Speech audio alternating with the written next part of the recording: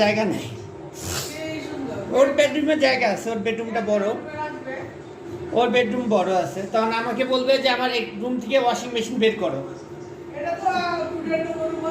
Direct বলবে।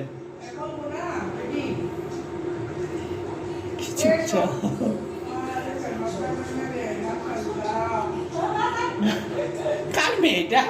এটা কার মেয়ে? আল্লাহ, কার মেয়ে এত সুন্দর রে?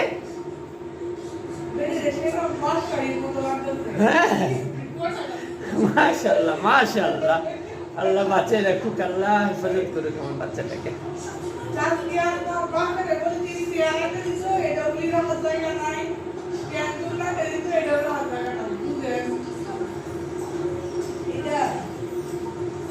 না দিতে হবে মায়ের জন্য।